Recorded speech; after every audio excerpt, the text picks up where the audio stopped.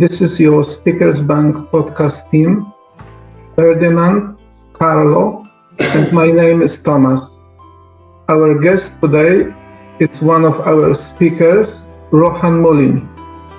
In this series of podcasts, we will tackle specific parts of Rohan's life as it is reflected in his book. Today, in our third podcast episode, we are going to focus on his life and lived experience based on Rohan's book. For this episode, we will talk about chapter 5 and 6 that focus on self-medicating, alcohol, and his relationship with family and friends. Hi Rohan, how are you today?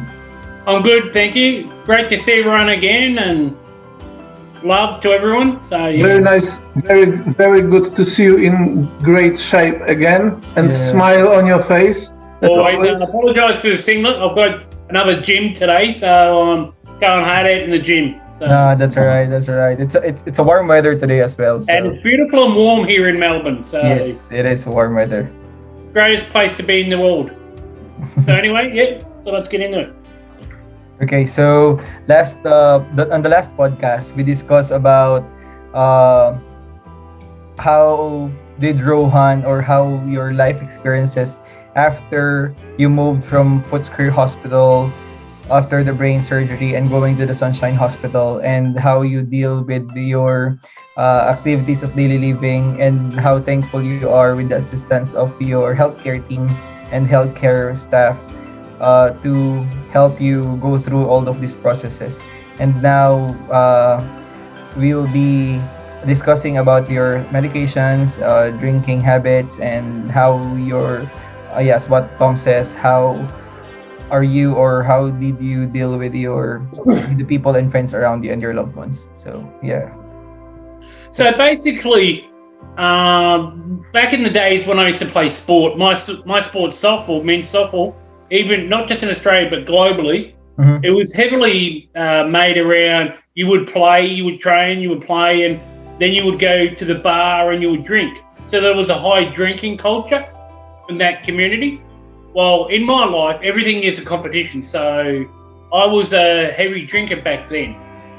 So after my stroke, obviously, I stopped drinking. I didn't drink anything at all. It was at least 12 months before I started drinking again. I actually had a session with my psychologist, and she said to me, "What is my biggest fear?" And my biggest fear was having a second stroke, because when you have one stroke, you're told you're a higher risk of having others. So after that session with the psychologist, I said to my then wife, I said, "Can we go past the bottle shop? I want to grab some beers for when we get home." And which she agreed. So I grabbed a 6-pack of beers, and I have a beautiful outdoor area at my old house. So I went home and I had a couple of beers that night. And then that couple of beers then turned into a routine of, after every training session, physio session, I would then have more beers. And then a 6-pack then turned into a dozen. And over time, I just started, basically over the years, I became an alcoholic. You don't become a heavy drinker or an alcoholic like overnight. It's just a gradual worsening. If I may ask,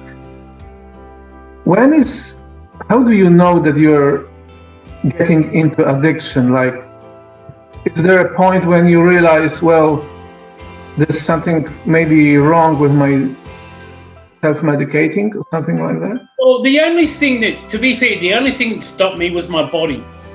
In that, years later, I got my liver started playing up because of all the medication that I'm on. The alcohol and the medication actually affected my liver in a bad way, so I had to go in the hospital and get fluid drained. To be honest with you, if I didn't have a bad liver, I'd probably still be drinking, on and off. I would never do it like I did back then, because A, I can't afford it because it's expensive, and B, I kind of eventually saw the light at the end of the tunnel. Mm-hmm. So So what happened was that over time, the idea, well, it wasn't a conscious thought of I want to drink to get drunk or anything like that. It was just a way of drinking to forget about my current life. But in the process of doing that, I basically walked away from my wife, my whole family at the time.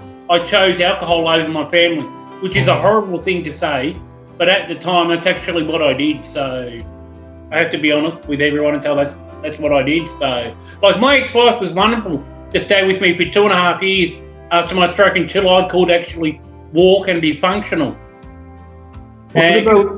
What about your friends and your extended family and your kids? How they reacted to your drinking? Well, my friends were fine about it. It was the journey's been a little bit harder probably for my daughter because she was old enough to understand, whereas my son, he was too young to understand anything. Like he was 1 or 2 at the time, so he never saw anything. And I wasn't like a person that would drink and then be violent or anything like that. The only problem was if I drank too much, I was having difficulty walking as it was. Occasionally I would lose my balance and I would fall over. So then I would need help to get back up. But it was very rare that my kids would actually see that. But when they did see that, my daughter was affected. So that's something that I've had to talk to her about over time and repair. And the only way that I can repair that is to show her that I'm a different person now. Like now I do actually drink again, but I drink a very small amount. Moderately. Yeah, exactly. Like basically, I guess almost like a normal person. But again, it's a really slippery slope. It's something I've got to be careful of, which I've actually spoken to my doctor about that. Because I never thought, at no stage did I ever think I had a problem. You know, it was just after sitting down writing the book, I understood how much I hurt people. So, and again, for me, that was back again when I was initially still in my wheelchair. I was being a former Australian player, and not just an Australian player. I was one of the leaders of the team. I was an alpha male, so to be in a wheelchair and have my teammates come over, and they're fit and healthy and all strong, and they're looking down on me while I'm sitting in a wheelchair, half disabled. I felt ashamed of myself. Look, what happened to me was not my fault. It was basically because I never went to the doctor because I didn't know I had high blood pressure. So basically, a stroke can happen to everyone. That's the whole moral of this story. So, but I felt ashamed of myself. So that's why, again, the drinking became more prevalent. And again, the other reason is I'm also a creature of habit. So even though you know it's not your fault, it still somehow affects your self-esteem, doesn't it? Oh, exactly. I'm a contradiction.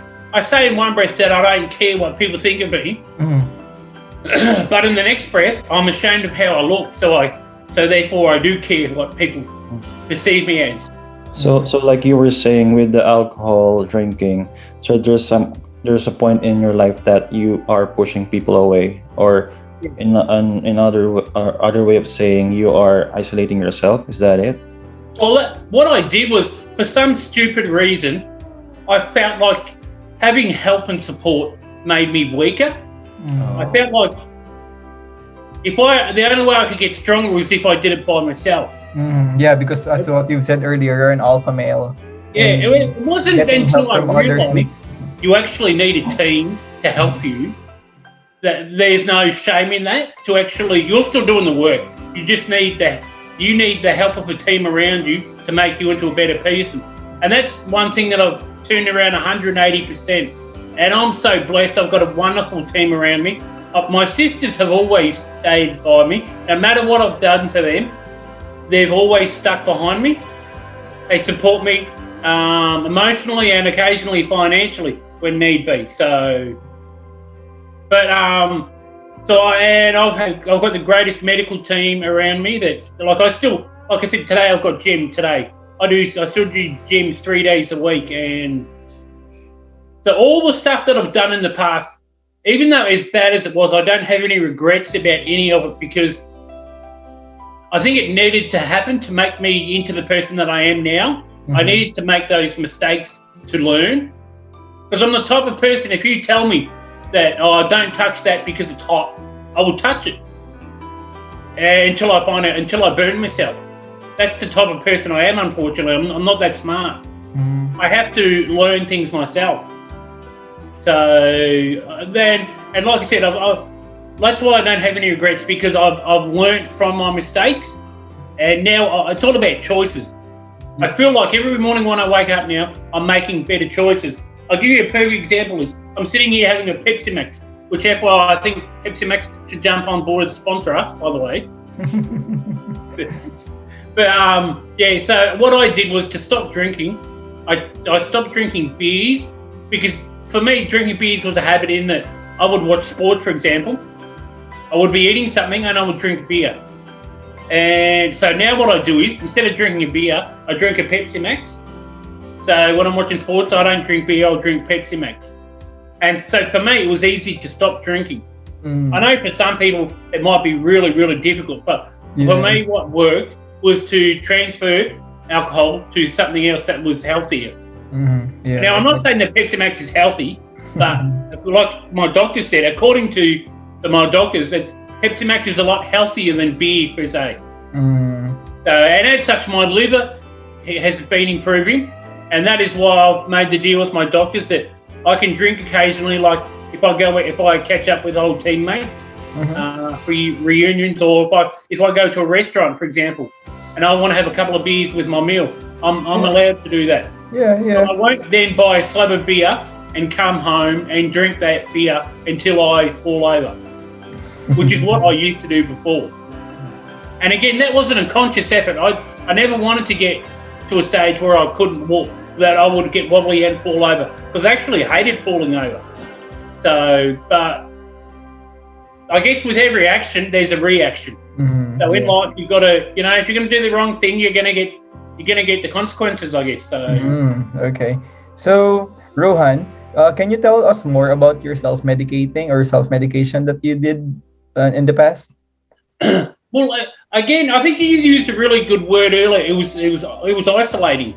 I basically just got in the habit of the routine of I would come home, I would have a few beers, I would watch TV, and I would watch my normal shows that I even do the same thing now. When I go to gym, I do the same routine all the time. If something changes outside that routine, I don't feel comfortable, I don't enjoy it. Okay, so just to clarify, and that's what the self-medicating was all about. Okay. So just to clarify, things. Self-medicating is self-medication that happened to you is not about the medication itself. It's about the routine that you did. I mean, as the routine drinking, as you planned. Okay. And that's what I mean by self-medicating. That my drinking was just a way to hide from my life. It would basically put me in a state where I forgot my worries to a certain degree. Like you can see your problems are still there, like with your physical issues, and everything going on in your life. But for me, it was a way to deal with it. So it's like the alcohol become your outlet, and it's like expressing your emotions at that state. And then one more thing, you feel that once you have an alcohol, you can forget everything. You can, and you just feel like everything's so much better. Like you don't have any worries in the world. But then the funny part is you wake up the next day and you've still got the disability, and then you're probably feeling worse because you drank so much. So with that, Rohan, so like on what point of your life, or how did you know that you need to stop drinking alcohol? How did you know that you need some professional help? Well, it was like I said, it was like when my liver started playing up and I went to the hospital. They said to me, if you keep drinking, you are going to die. And the irony was, so to me, it was a simple choice, because I've got two beautiful kids. So it was a simple choice. I said, well, I don't want to die. So I want to be around for my kids. So I stopped drinking. Okay. And the only reason I started drinking a little bit again was because my liver got better. So now I've got an agreement with my doctor that I go once a month, I get a blood test, and if my liver is still good, I'm allowed to have a few beers. If my liver is getting worse, I go off it again, I stop. So I'm quite comfortable stopping for 2 or 3 months at a time Yeah, and not drinking anything. Mhm. But a perfect example is when I was in hospital for one of my falls, a guy that used to go to the same pub as me, he was in for the same thing, having what happens is when your liver plays up, you retain fluid and you can actually drown in yourself.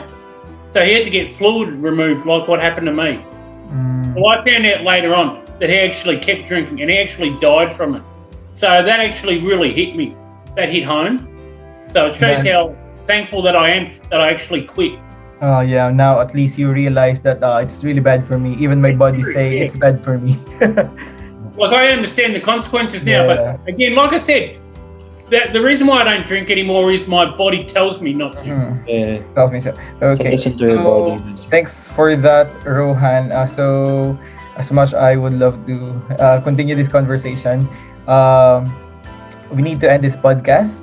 Yep. So, but the best thing about what we had today is we've learned that we all can do mistakes in our past. We all go through struggles in our own different ways, in our own time. But the most important thing is we learn how to accept it and then change for the better. The most important thing is we, like what Rohan did. We tend to see the better things and change for the better. And yeah, thank you so much, Rohan, for sharing. Can I just say one more things quick with us. thing?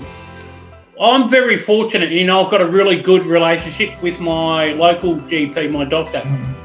I think if you are suffering from any addiction or anything, or any mental illness or physical issue, it's important to talk to your doctor about it, because they are people that will not judge you. They will give you medical, clinical advice on how to make you better. And at the end of the day, an addiction or any mental illness is just that, it's an illness. So with an illness, you need to find a way to repair that illness. So I think the biggest key I would take away from that is talk to your doctor. I think Have any issues, talk to your doctor. Yeah, thanks I so think much this for is that advice. this is excellent conclusion of today's episode, Yeah. and some lesson for all of us to learn. Yep. So Rohan, would you like to thank our viewers or to everyone who's watching us? Well, of course, I want to thank everyone that takes the time that watches anything that we put forward. So without their support, we couldn't make this happen. So Yeah, and then you can invite them to watch the other episodes that we had on our podcast. And then if you have any questions, If you have any questions or suggestions or any topic that you want us to cover, please contact us on 0396877066 or visit our website at www.speakersbank.org.au. Again, this is John, Tom, Ferdinand, and Rohan saying thank you once again, and don't forget to subscribe to our YouTube channel, Speakers Bank, and to follow us on Facebook, Twitter, Instagram, and LinkedIn. All right. Have a good day. Thank you, everyone. thanks, guys. Yeah, thanks. Thank Yeah. you.